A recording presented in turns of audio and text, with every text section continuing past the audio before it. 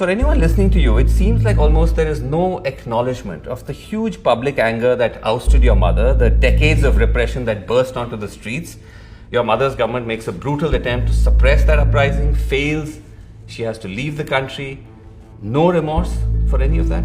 If you've listened to my statements online, I have said again and again, the Awami League mishandled the protests. Our government mishandled the protests. Isn't mishandling a mild word for the killings of hundreds and hundreds of mainly unarmed protesters by the security forces, ordered by your mother? None of it was ordered by my mother. If my mother had been willing to kill protesters, she would still be in power. In this, the second episode of our series ahead of Bangladesh's upcoming elections, I'm far away from Dhaka. I'm in Washington, D.C., home to the son of Sheikh Hasina, Sajib Wazed, or Joy as he's known. Since Sheikh Hasina's dramatic overthrow in August 2024, when mass protests forced her to flee Bangladesh, she's been living in New Delhi under the protection of the Indian government and has not appeared on camera. Many of her key ministers too are in exile and reluctant to appear on TV. In this vacuum, her son has emerged as one of the key spokespersons for his mother and for her party, the Awami League. For the first time in Bangladesh's history, the Awami League has been banned from contesting elections. I'm here to ask Sheikh Hasina's son, has the Awami League learnt any lessons from the massive public backlash to years of its repressive politics? Or is the party and its leadership still in a state of denial? More fundamentally, does the Awami League, one of the most dominant forces in Bangladesh, have a future at all? Mr. Wazed, thank you so much indeed for talking to us. Now, you've been saying that the ban on the Awami League from contesting these elections is undemocratic and illegitimate. And let's agree that sweeping bans on political parties are a bad idea. Many human rights watchdogs say that. But isn't there a great irony here? Because when you complain about rigged elections and unfair practices, that's exactly what the Awami League has been accused of doing for years in order to win elections. This is true, the accusation, but you look at the facts. Okay. The Awami League never banned anyone, first of all. We have never imposed a ban on any political party. It was a court decision, it was an appeal from a third party that upheld that Jamaat's constitution conflicted with our constitution. You're referring to the ban on the Jamaat-e-Islami, which is one of the major political parties in Bangladesh. Yeah, but the Awami League government never officially banned Jamaat. Okay, you didn't ban anybody, but at the same time, and this is just one of many different sources I'm going to cite. Human Rights Watch says that the Hasina-led government has effectively captured key institutions, including the Election Commission. The US State Department said that the 2024 elections, the last election, which you won with a landslide, your mother won with a landslide, was not free or fair. The UN's Human Rights Council said the Awami League's election victories were marred by irregularities, violence, and intimidation by security forces. I can keep going. No, I've heard them all.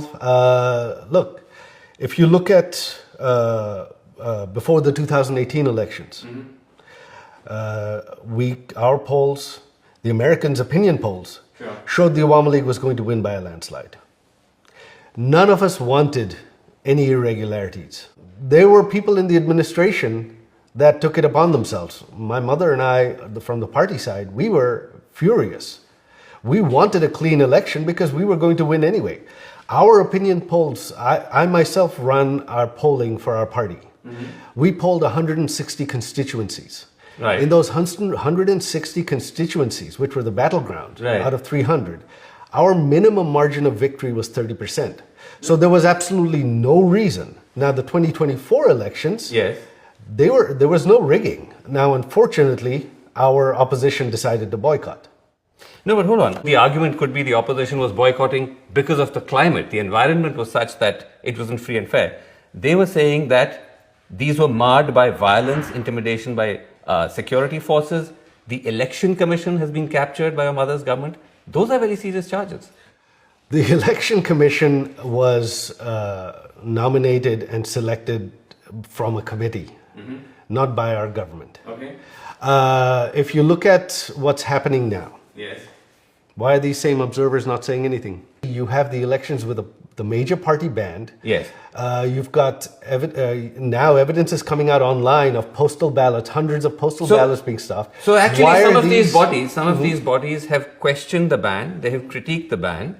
But as I said, that doesn't take away from the fact that the Awami League's own record when it comes to elections is marred not just by irregularities. These are serious malpractices. But I want to move on. I want to come back to the ban because one of the reasons for the ban is the government says you're inciting violence in these elections. And that's true, isn't it? Because you've said in interviews that we will not allow elections without the Awami League to go ahead. We will do whatever it takes. If the government's crack down on our protests, then it's going to lead to violence. I'm warning of it. Right. You stand by this. But yes, well, when you push someone into a corner, what's going to happen? We don't want violence. We're not even being allowed to protest. So what violence is the Awami League committing right now? I'm talking about the threat. Yes, I understand. What I'm saying is if you back someone into a corner, you do not leave them any options. What are they going to do? The option could be to tell your protesters or your supporters not to respond to provocation. As a responsible political party, you can say, let me just make the argument. You can tell your supporters, don't take the violent path, regardless of the provocation. Because otherwise, you're actually making the government's case for them. Because they will look at what you're saying and say, listen, this is why we need to ban them, because the Awami League has gone rogue. So again, anything that this regime is doing, all the violence they have committed, that's okay? Two wrongs don't make a right. Right now, you have, since the protests of last July, hundreds of our activists have been killed. 30 some odd have been killed in custody. A Hindu gentleman, a minority leader of our party, was killed in jail under custody just the past week. So you say two wrongs don't make a right.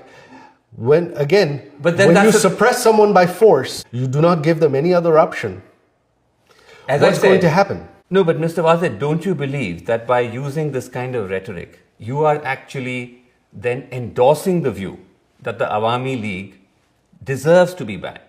Because of, as I said, the fact that you're holding out this threat of violence. Let us contest or else. I did not threaten violence. I said that if you suppress the protests with violence, of course there will be violence. I did not ask my protesters to attack. Okay, you're now somewhat quibbling with semantics. But when you said that there hasn't been any violence so far, authorities in Bangladesh actually say that's not true. They say the Awami League was behind the assassination of the youth leader Sharif Osman Hadi just weeks ago while he was campaigning in Dhaka. Is that true? Was the Awami League behind his killing? Of course not. Look, if we had the ability to conduct killings in Bangladesh right now, you think this regime would still be standing? No. Right now, the Awami League, we do not have the violent personnel, if you will, that perhaps some other organizations have. Not according to the police in Dhaka. They said the shooter, if I can just finish, the shooter was directly involved with the student wing of the Awami League, the Chhatra League. They say that Hadi was killed because he was an outspoken critic of your party. It was an act of political vendetta. I don't know who the shooter is. There have been many names that have been floated. They have named so many people who have nothing to do with it. As far as our student wing was concerned, there were so many young people involved with it, especially when we were in government. Was he really involved? How involved was he? Did he hold a post? They're pinning the blame on everything to the Awami League. But it's a fair assumption to make, isn't it, Mr. Wazir? Because on one hand, you say that there is the possibility of violence, the threat of violence, and then you actually do have an actual act of violence. My threat of violence is from protests. So the dots do get joined? No, they don't actually. I don't see how. Again, do you see the Awami League even out on the streets in Bangladesh? That's not even happening.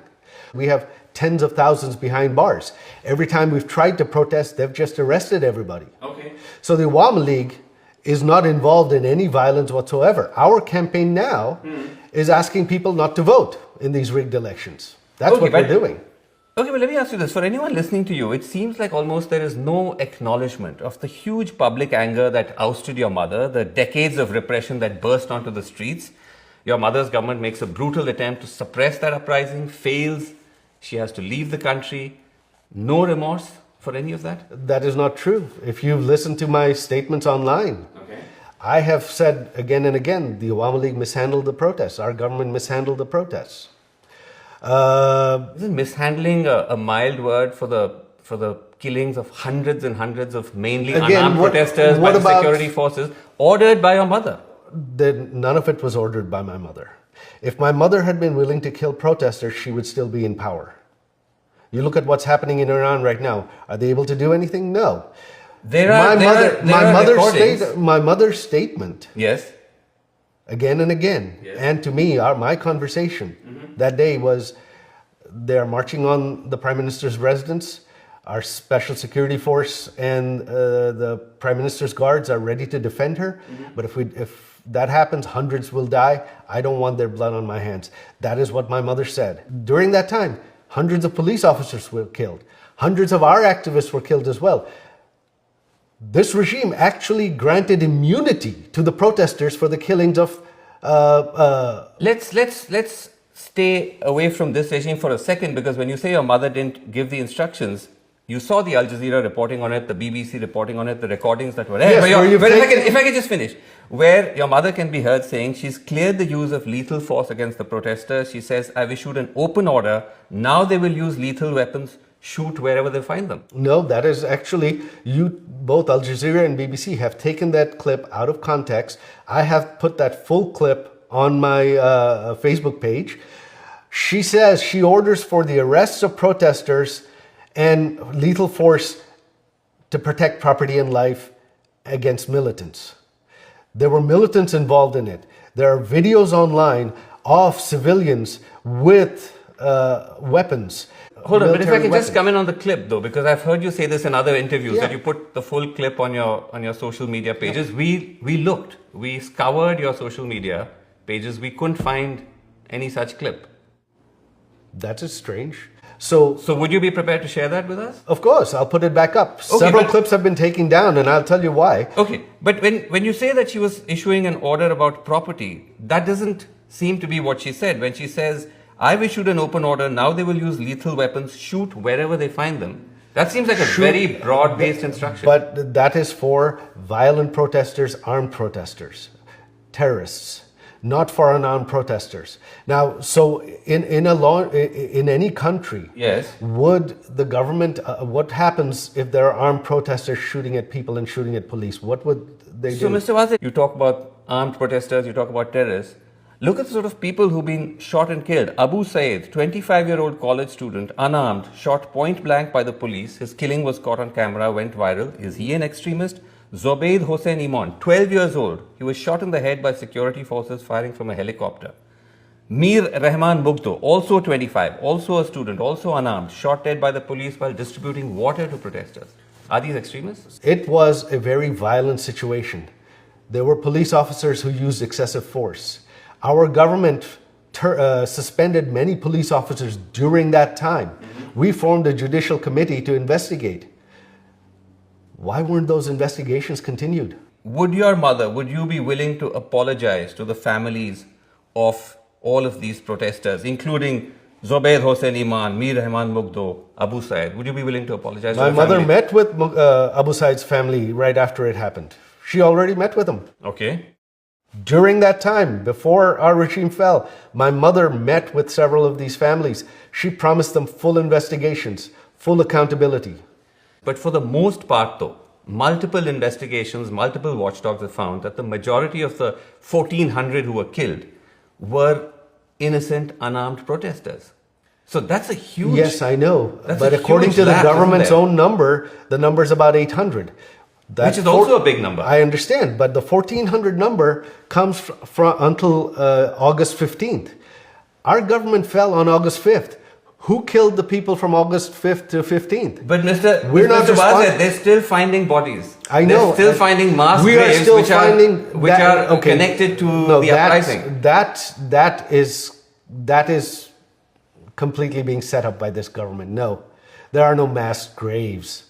You're denying the mass graves? I have not heard of mass graves. Okay. Well, there's one that was just discovered with 114 bodies this month. What about the 500 people that were killed after our government fell? Who killed them?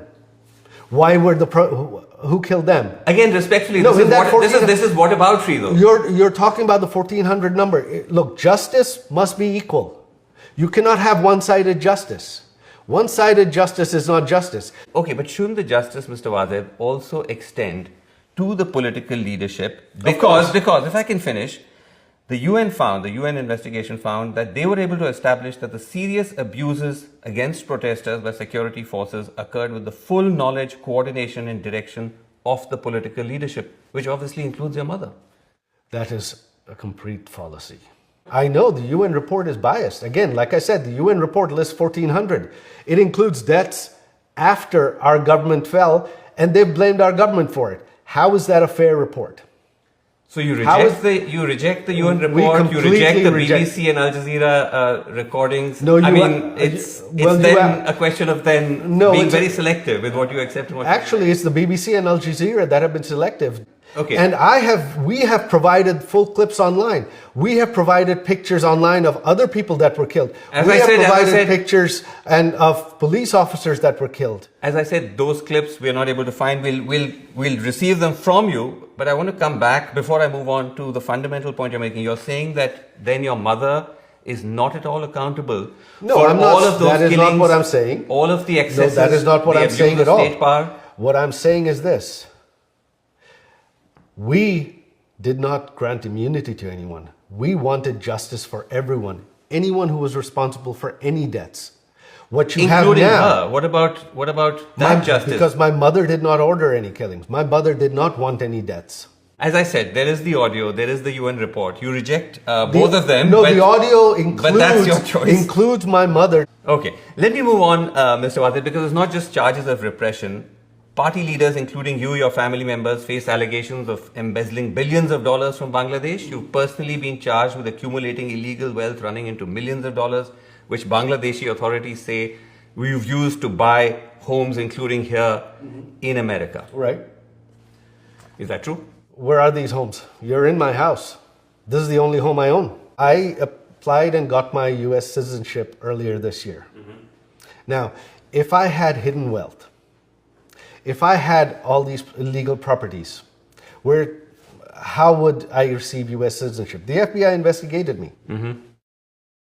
Where is it? Allegations are easy to throw around. They have not been able to name one business, one instance where any of my family has been involved in corruption. Okay, if that's the case, if the allegations are so bogus, why is it that your cousin Tulip Siddique, who's an MP in the UK, resigned as minister from the Starmer cabinet? Because she's also been accused of the same allegations. Yes, that was because of political embarrassment. This was a smear campaign against her. To date, the government of Bangladesh, this regime, the Anti-Corruption Commission, they have not provided one shred of documents, one shred of evidence. They have not even provided us anything. But surely, if it was so insignificant, the charges, someone who's a minister in the UK cabinet wouldn't have to resign. I mean, obviously that suggests that there must have been something substantial or something. No, she was cleared by the UK watchdog. They investigated her and cleared her. So how did the UK watchdog resign?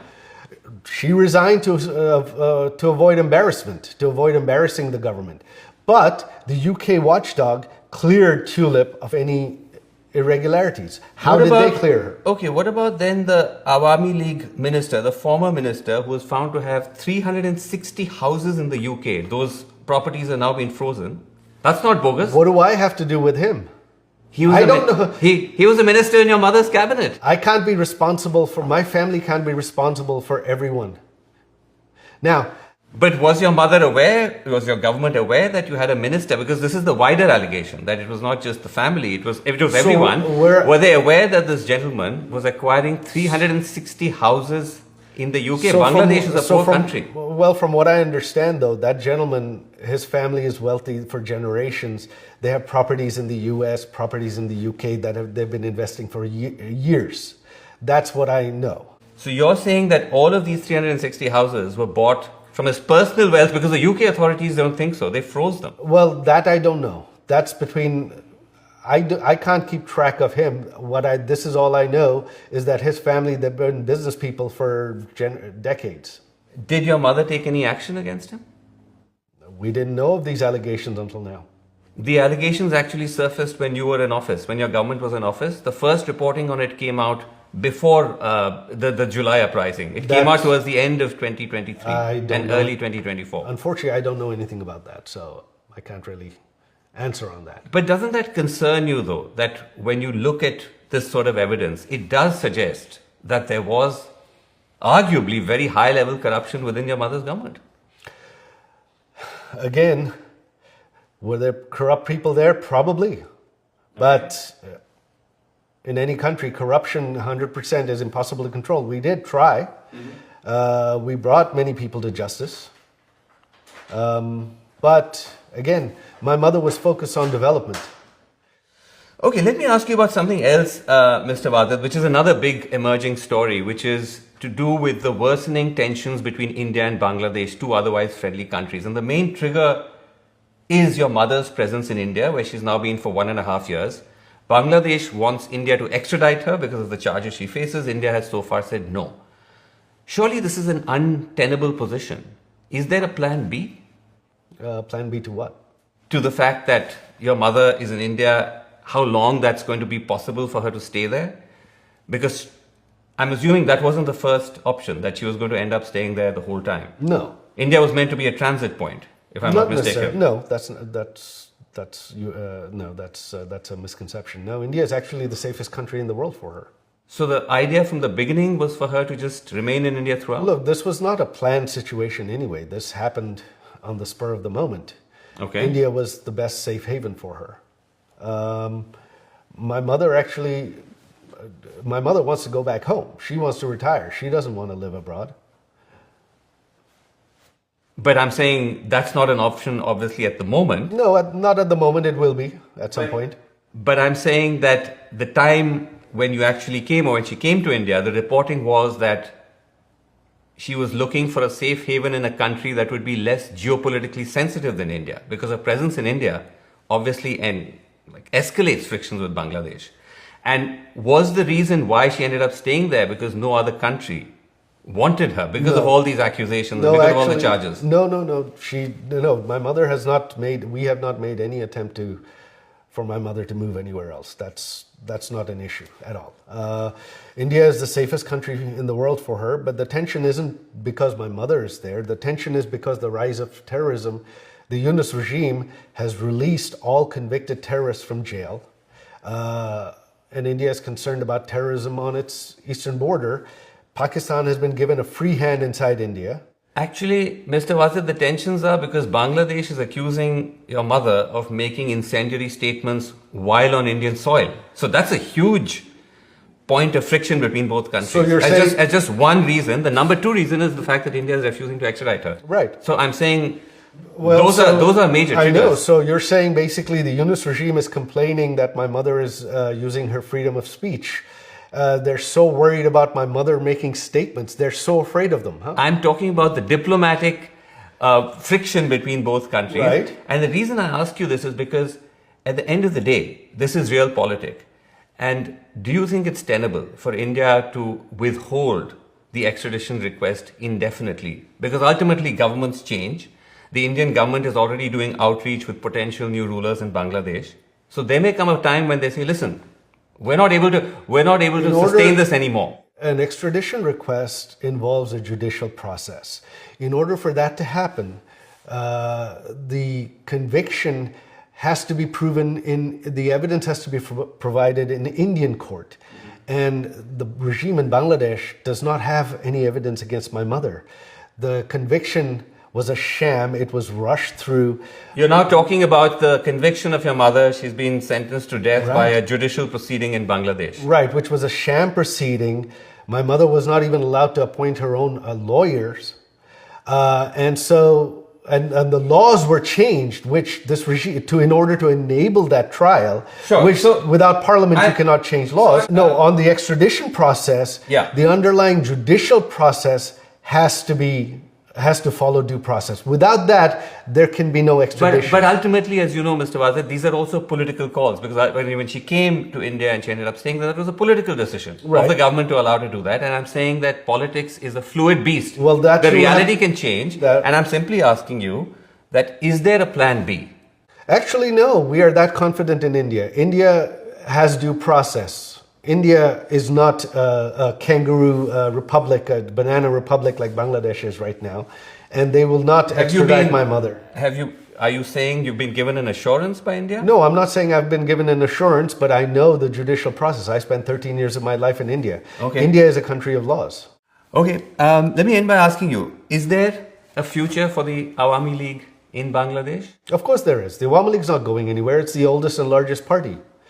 Our vote share is 40-50%. What do you think? The 40-50% of the people are just going to stop supporting it? And in a country of 170 million people, you're talking about 60-70 million voters that are Awami League voters. You think they're just going to stop supporting the Awami League? I asked because you indicated that your mother is planning to retire from politics. So after this, I mean, if she was ever able to go back to Bangladesh, she's not going to be in the political space anymore? No, she's old. My mother's elderly. This was going to be her last term anyway. She wanted to retire. So this is in a sense the end of the Hasina era? Possibly, yes. Okay. So you're saying that if the Awami League does get a chance to re-enter Bangladesh politics, it'll be without her? Yeah. Awami League is a political party. It's the oldest party. It's been around for 70 years. It will continue with or without her. No one lives forever. Why should young Bangladeshis, Mr. Bazad, many of whom were part of the uprising that ousted your government from power, ousted your mother from power, why should they trust your party? Then why don't we put it to a fair vote and let the people of Bangladesh decide? For 17 years, the development the Awami League provided, the stability and security the Awami League provided, the freedom, the stop to terrorism that the Awami League provided was unprecedented in Bangladesh's history. This is one fact that no one can deny, that the economic development, security and stability during my mother's 17 years was unprecedented in Bangladesh's history. I mean, if that was the case, then why would the people have taken to the streets to oust her? Surely there was something deeply wrong. But I leave you with that because you're saying that the Awami League is still the best antidote for the chaos of Bangladesh. There is undeniably going to be chaos after a revolution, but whether you are the cause for it or the cure is something that you will agree is a matter of debate. Look, 17 years, did our government make mistakes? Did our people in our government commit excesses? Yes. Right. I myself wasn't happy about many of them. I personally feel there were people in our government that should have been held accountable that weren't.